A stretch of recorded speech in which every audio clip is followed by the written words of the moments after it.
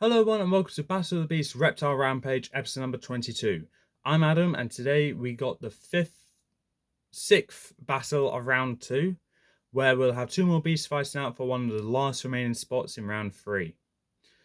So far we have 5 beasts that made it through to the quarterfinals, and so far out of these 5 it's shaping up to be a really good quarterfinals followed by a great semi-finals plus an unforgettable finals. But that depends how the matchups goes, and also who the other 3 quarterfinalists will be.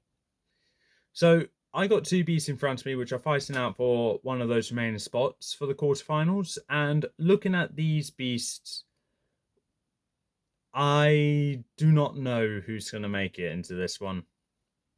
I feel like I do, but I also feel like I don't.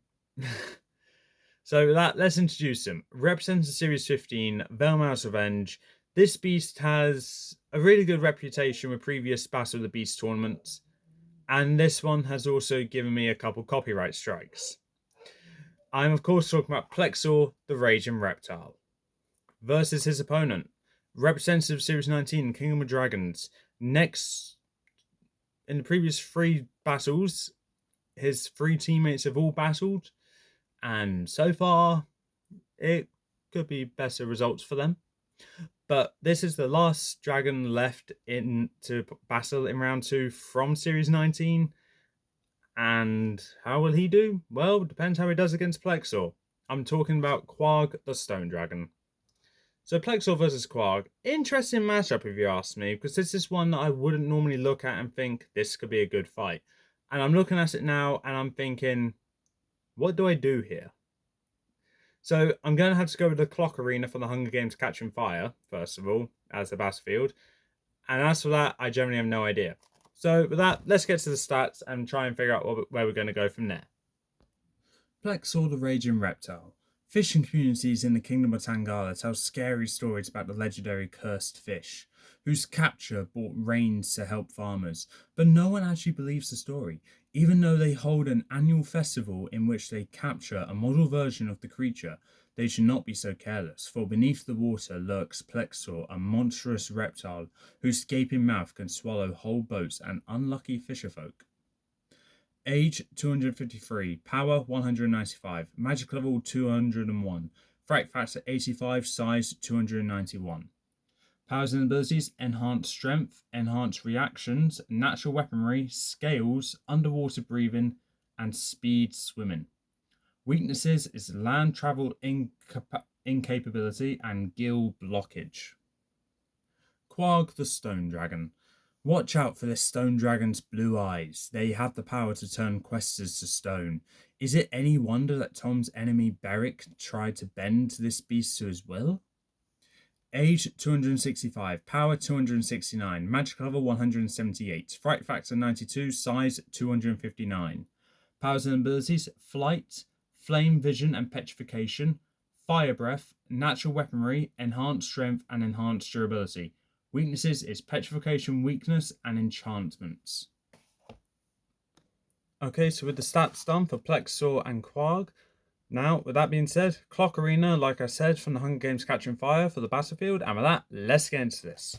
As the chamber doors open, Quarg immediately comes out through the sky exit, roars into the arena, causing the water to ripple around. But it's not just Quarg that's causing the ripples in the water. Plexor exits through the underwater chamber, and underwater exit rather, and immediately makes his way to the center of the arena, just underneath the main island, and instantly sees the shadow of Quarg. As Quarg is flying to the center island, lands there, looking around for his opponent. Realizing that he's probably against a sea beast, he knows that he needs to keep his eyes on the water. Look for any unnatural wave movements. But he can't see anything. But he does feel a low rumbling coming from underneath him.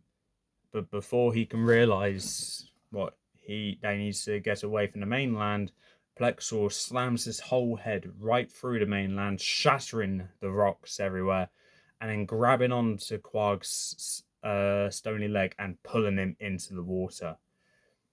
Plexor wraps his entire body around Quarg, pinning his wings and claws to himself, and continues to pull Quarg deeper and deeper down into the ocean, or down into the bottom of the arena. Quarg is struggling, trying to break free, but to no avail. He tries biting down onto Plexor, but he can't seem to reach. He tries scratching at Plexor, but that's not working either. Eventually, when they're down at the bottom of the arena, Plexor lets Quarg go as Quarg tries to get away and get to the surface. Plexor bites down onto Quarg's tail and just pulls him down like a tug of war toy that a dog would play with.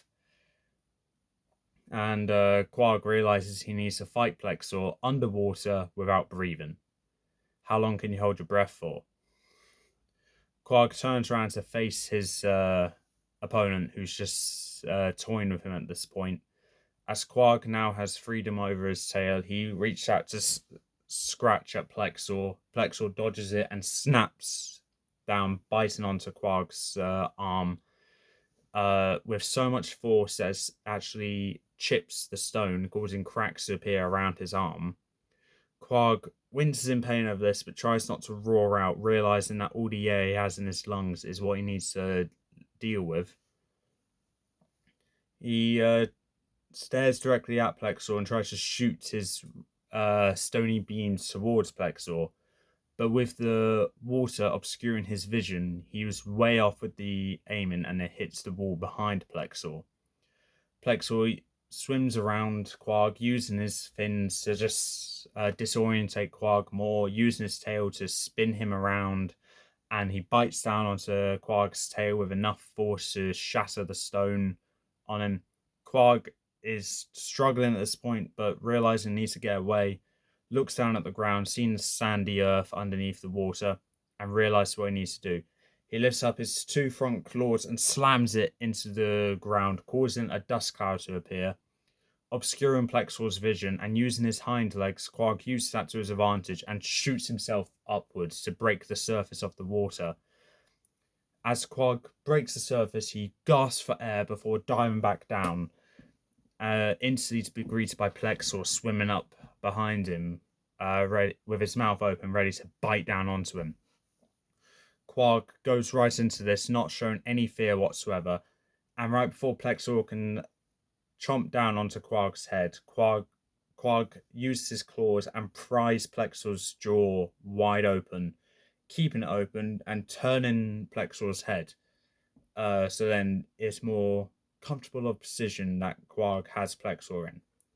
Plexor whips his tail around to try and pull Quarg back by the neck by wrapping his tail around Quarg's neck, pulling him back.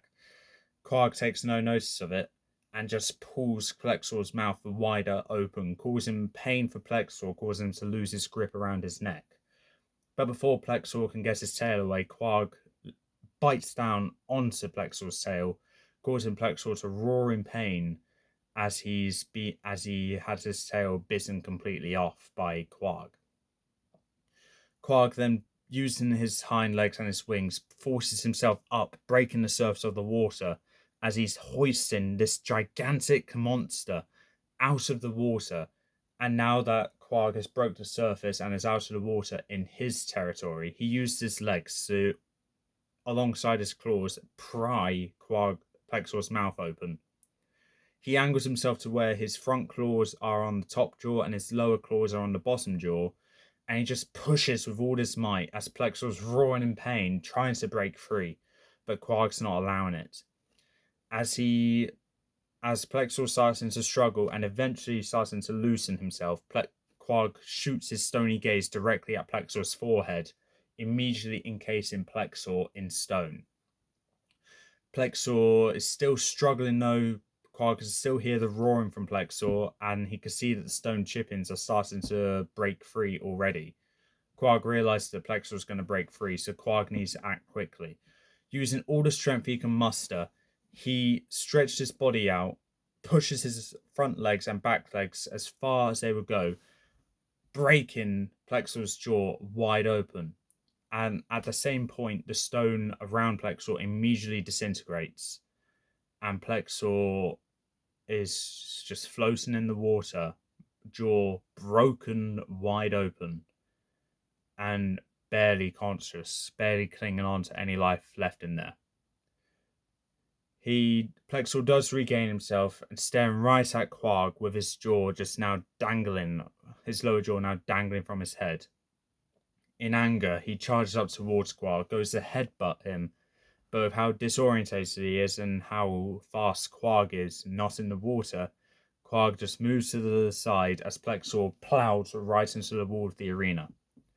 Quarg comes up behind Plexor, digs his claws into the back of Plexor's neck, and just tears away at the scales and digs his claws further deeper into Plexor's neck before Quarg decides that he needs to put Plexor out of his misery.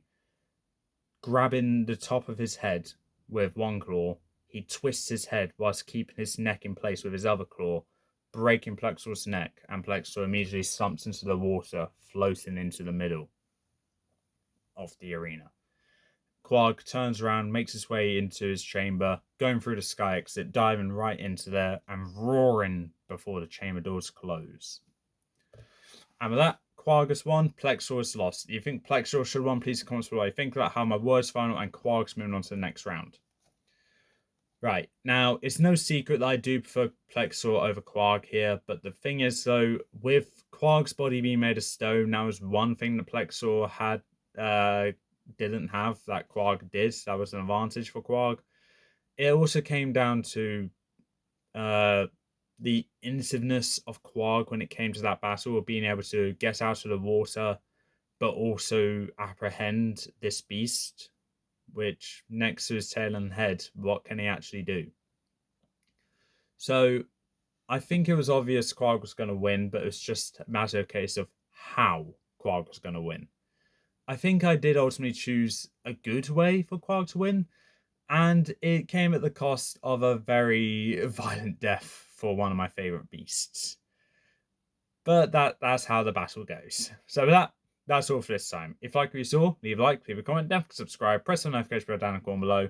Join me in the next battle where we have two more beasts fighting out for one of the last two spots in round 3. Until then, peace out.